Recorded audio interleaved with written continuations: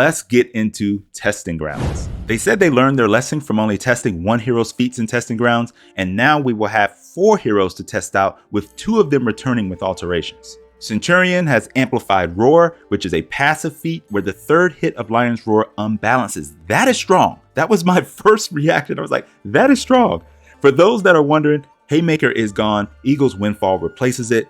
That's going to be that 2nd feat. The primary thing with Amplified Roar is testing its functionality. That's what JC said. Testing its functionality, because they know this is strong. So don't just say this is too strong in your feedback. It sounded like they already have an idea of what they want to do, but just be warned on that. So the other feat is Eagle's Windfall. It has a passive AoE, replaces Haymaker, as I mentioned. After landing Eagle's Talon, this will reduce enemies' attack and increase ally movement speed. As you can tell, they are trying to up the effectiveness of Eagle's Talon and make Scent players want to use the move.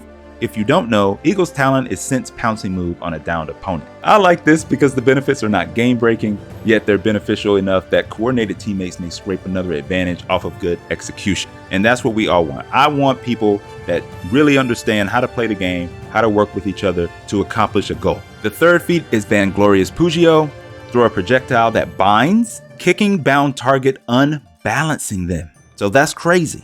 You throw the projectile, normally you just catch them and then you might get 1 hit off of it. But now if you kick them, you take them down. And this is another way that they open up the use of Eagle's Talon, and is a good feat adjustment that adds to Scent's prowess. The tier 4 is Refined Phalanx. So that's the new and improved tier 4 in Phalanx. It gives all nearby allies a moderate shield and cleanse negative status effects. That includes bleeding, fire, corruption, damage, attack buffs. Anything negative will be removed. And with the strength of like Warmonger's tier 4, this is a great counter to that. Or Nail Bomb even.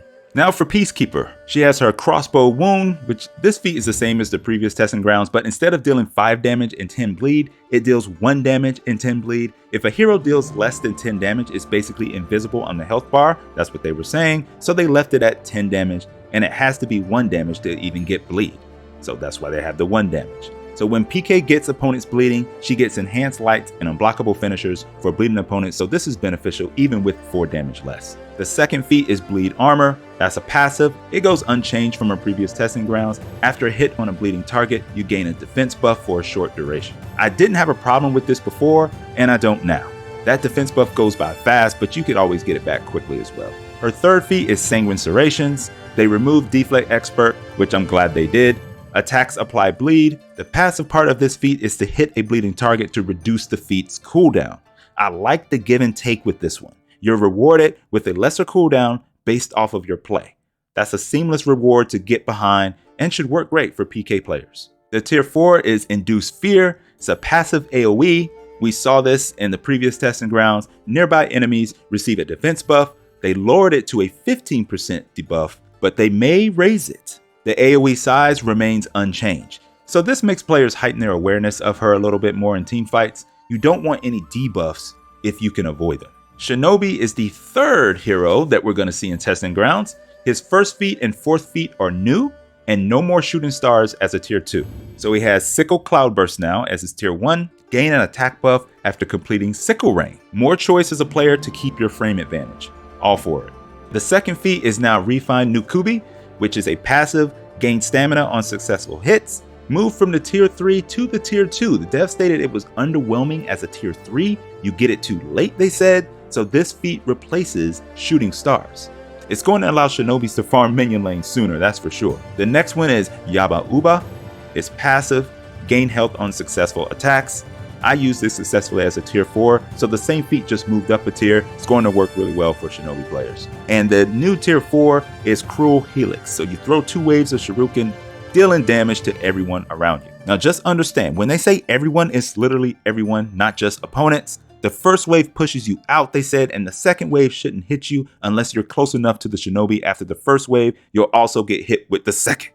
It's a big AoE damage, but it's not major damage. They didn't get into the damage numbers there, so you're just going to have to play with that when you're actually in testing grounds. So it's modified shooting stars as a 4th feat, basically.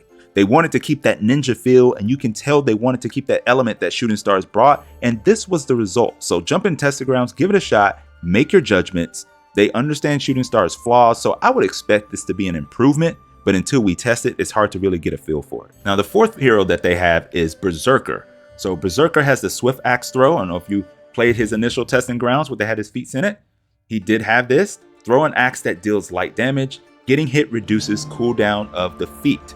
Change it to 90 seconds instead of 60 seconds. Blooming Rage is the second one. It's a passive. Getting hit increases damage and movement speed for a short duration. I love the idea behind this. Zerk gets angry, he becomes more of a problem. That's how I envision the hero, so it's good to see this stick.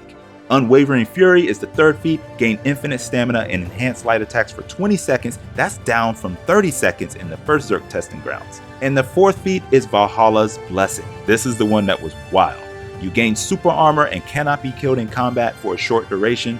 20 seconds, now down to 10 seconds, and the cooldown increased to 180 seconds from 120 seconds. So I did think this was going to need some work from the last testing grounds, which wasn't hard to see, and it got it. I feel like 10 seconds isn't that bad, and I say that because we have AoE attacks that can be dropped in our Feast or Famine. So with this, Zerk has a last gasp effort to go in, remove him or herself from the fight, or do whatever is advantageous for the hero. You got 10 seconds to do it. Somebody can just chase you down if you're running away anyway, so you might as well just take advantage of it and fight to the death. Now, the last thing they're putting in testing grounds is revenge scaling. This is very interesting, so listen up to this. Revenge generated is now based on the amount of damage reduction you receive from hit stun rules. But it says if you attack someone with the 20 damage attack, you would feed 20 revenge, but if you had a 20% modifier and the attack was 24 damage, you would still only feed 20 revenge. You can see how that would be problematic.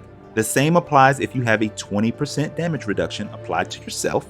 The attack does 20, it feeds 20, but you end up taking only 14 damage. So that's not good in that way either.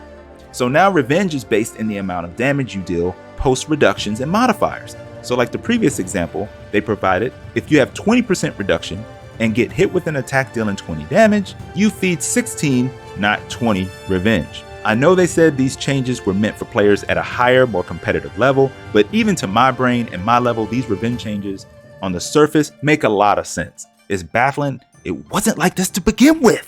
So testing grounds is just filled with some interesting things to check out. So make sure you jump in to test these out and provide thorough feedback. So for patch notes, we had bug fixes, and this was desperately needed for Virtuosa. So Virtuosa bug where she could evade minions and repost is gone, thankfully. They wanted to get it done earlier, but it was a code fix, not a data fix. Also, Virtuosa target swap repost is gone. She will always repost the person she dodged now. These two fixes are excellent and were necessary bug fixes for an already strong hero. She doesn't need any more help. This is some other good information to know. And maybe not good information for some players to know, but there are no other nerfs or buffs coming to Virtuosa this patch. She is sitting at a 50% win rate flush, so they're going to keep monitoring her, and I mentioned this before, I don't think she's OP. And as they stated during the den, her 50% win rate is what they're looking for. So as players, we need to continue to adapt to Virtuosa. The evade mechanic is not giving her the advantages that some may think.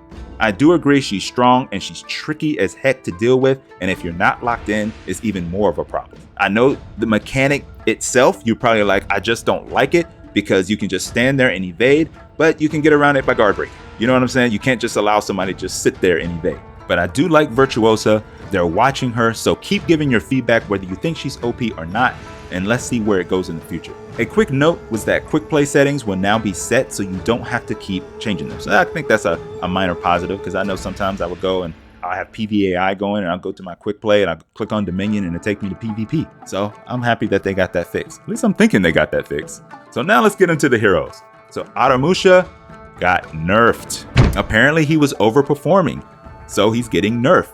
The extra forward movement they gave him along with original damage numbers made him too strong, they said. So chain heavy attack now deals 26 damage in all three stances, down from 30-27 in the side and top stance. Heavy finisher now deals 29 damage, down from 31. Shugoki got a slight buff. Headbutt now deals 12 damage, up from 10, now costs 15 stamina, down from 20. This was done because he can no longer chain to heavy on headbutt, and they said he was suffering because of this, but they also said his dual win rate is still very high, and they were surprised that it was that high. Gladiator got a slight buff. Skewer. Parry window is now 166 milliseconds, down from 200 milliseconds. The parry window starts at the same timing, but ends 33 milliseconds earlier than usual. So they're giving Gladiator the pirate treatment on that unblockable. Shinobi got a revenge buff. Sickle rain now generates 30 revenge, down from 55. And now the moment that we've all been waiting for. Conqueror got the Rollcatcher. It has arrived, so it is a buff for Conqueror. It's a new move called Crashing Apprehension. It's a forward dodge heavy attack. It counts as a heavy opener from top. It acts as a chain starter, i.e. it can branch to infinite lights, heavies, and shield bash. It can be feinted at normal feint timing. It can be soft feinted with full block stance, whether at startup or recovery. So it's the same rule as full block stance cancel, and that note is in the moveset page. So this is great news for you Conqueror players. You've been wanting this, and you have this. I'm happy for you, and make the most of it.